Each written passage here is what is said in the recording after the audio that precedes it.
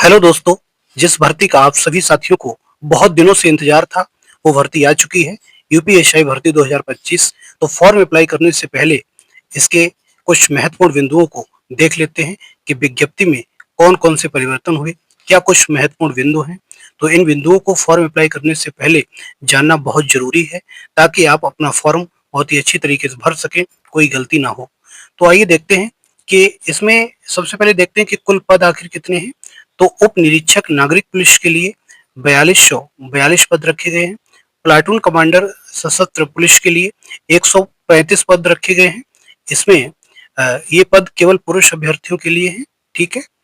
इसके बाद इसमें प्लाटून कमांडर विशेष सुरक्षा बल, इनके लिए 60 ये पद रखे गए हैं और इसमें भी ये पुरुष अभ्यर्थी इसमें अप्लाई कर सकते हैं। और महिला बटालियन हेतु महिला उप निरीक्षक नागरिक पुलिस हेतु 106 पद रखे गए हैं। ठीक है। तो ये हो गया पदों का विवरण।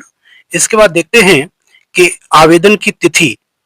आवेदन की तिथि तो ऑनलाइन आवेदन आपसे मांगे गए हैं और ये 12/8/2025 से आवेदन शुरू हो गए हैं और 11/9/2025 तक ऑनलाइन आवेदन आप कर सकेंगे। ठीक है। एक चीज आपको ध्यान रखनी है कि अभ्यर्थी को आवेदन करने से पूर्व ओटीआर प्राप्त करना आवश्यक होगा। तो सबसे पहले आवेदन करने से पूर्व आप ओटीआर रजिस्ट्रेशन कराएंगे। जो ओटीआर रजिस्ट्रेशन नंबर होगा उसके माध्यम से आप फॉर्म अप्लाई करेंगे। ठीक है। इसके बाद आवेदन शुल्क। आवेदन शुल्क कितना रखा गया है? सामान्य, ईडब्ल्यूएस और अन्य पिछड़ा वर्ग के व्यक्तियों के लिए 500 रुपए फीस रखी गई। ठीक है। अनुसूचित जाति, अनुसूचित जनजाति के अभ्यर्थियों के लिए ये फीस 400 रुपए रखी गई है। ठीक है। ये हो गई फीस की बात।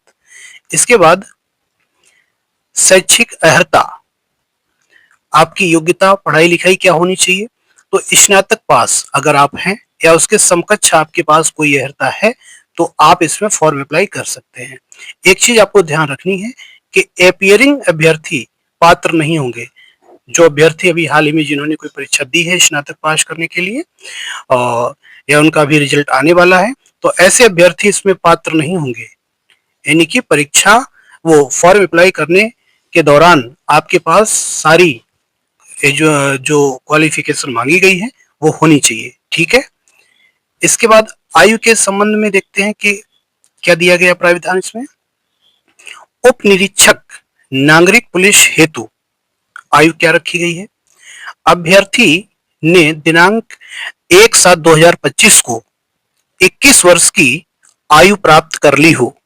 यानी कि आप 1/7/2025 को 21 वर्ष की आयु प्राप्त कर चुके हो तथा 28 वर्ष की आयु प्राप्त न की हो।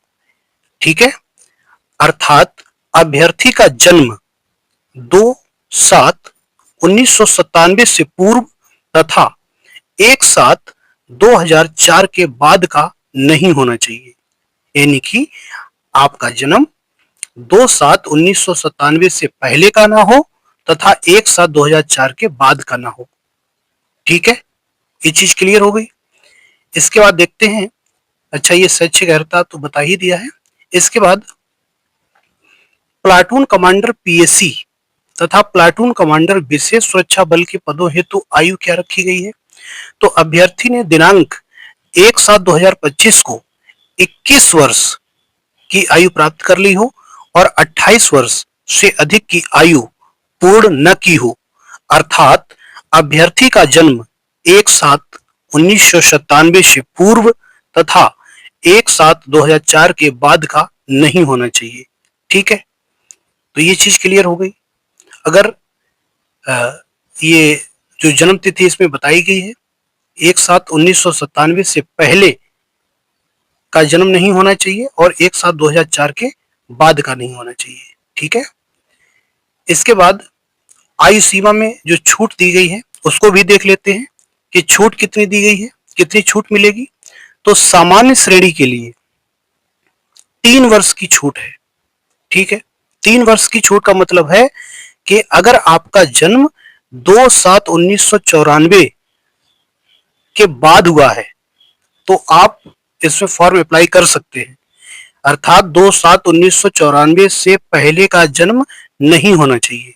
ठीक है, 2/7/1994 के बाद का अगर आपका जन्म है तो आप इसमें फॉर्म अप्लाई कर सकते हैं। क्लियर? ओबीसी, एससी, एसटी हेतु छूट कितनी है? 5 वर्ष प्लस 3 वर्ष, यानी कुल मिलाकर के कितनी छूट है? 8 वर्ष की। ठीक है, अर्थात अभ्यर्थी का जन्म 2/7/1989 से पहले का नहीं होना चाहिए। अगर ओबीसी, एससी, एसटी का कोई अभ्यर्थी है और उसका जन्म 2/7/1989 के बाद का है तो वो इसमें फॉर्म डाल सकता है। ठीक है, आगे देखते हैं। लिखित परीक्षा इसमें होनी है। ठीक है, जिसमें सामान्य हिंदी के 40 प्रश्न होंगे, 100 अंक के होंगे। दूसरा, मूल विधि, संविधान, सामान्य ज्ञान, इसके 40 प्रश्न होंगे और 100 अंक के होंगे। तीसरा, संख्यात्मक एवं मानसिक योग्यता परीक्षा, इसके 40 प्रश्न होंगे, 100 अंक के होंगे। चौथा, मानसिक अभिरुचि परीक्षा, बुद्धि लब्धि परीक्षा, तार्किक परीक्षा, इसके प्रश्नों की संख्या भी 40 होगी और 100 अंक का होगा। ठीक है, कुल मिलाकर 160 प्रश्न आएंगे और 400 अंक के होंगे और ये परीक्षा आपकी 2 घंटे की होगी। ठीक है,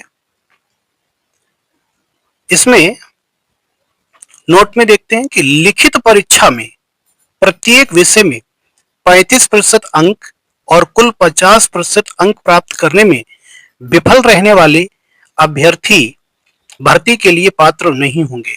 इसका मतलब क्या हुआ कि आपको प्रत्येक विषय में 35% अंक लाना जरूरी है और ओवरऑल कुल 50% अंक लाने पड़ेंगे।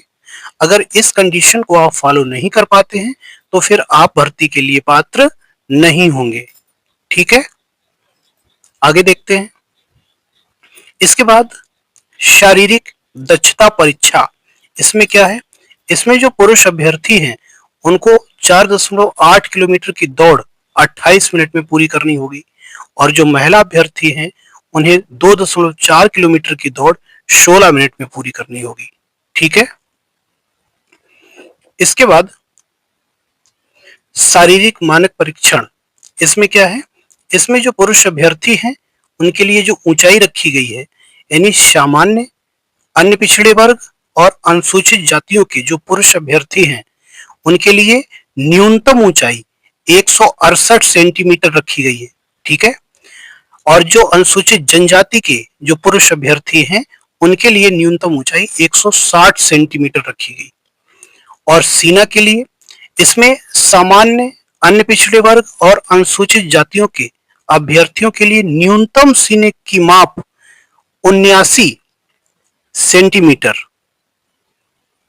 बिना फुलाने पर। ठीक है, 79 सेंटीमीटर बिना फुलाने पर होनी चाहिए और कम से कम 84 सेंटीमीटर फुलाने पर होनी चाहिए। क्लियर? अनुसूचित जनजातियों के अभ्यर्थियों के लिए 77 सेंटीमीटर बिना फुलाने पर सीना होना चाहिए और कम से कम 82 सेंटीमीटर फुलाने पर हो जाना चाहिए। क्लियर? और न्यूनतम फुलाव कितना होना चाहिए? 5 सेंटीमीटर। ये बात क्लियर हो गई। इसके बाद महिला अभ्यर्थियों के लिए न्यूनतम शारीरिक मानक क्या है?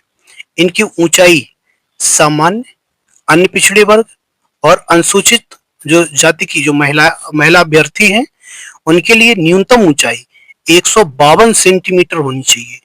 ठीक है, अनुसूचित जनजाति की जो महिलाएं हैं उनके लिए न्यूनतम ऊंचाई 147 सेंटीमीटर की होनी चाहिए। ठीक है, और महिला अभ्यर्थियों का जो न्यूनतम वजन है वो 40 किलोग्राम का होना चाहिए। ठीक है, तो ये आपके रहे इंपॉर्टेंट पॉइंट, तो इन्हें जानना आपके लिए जरूरी था।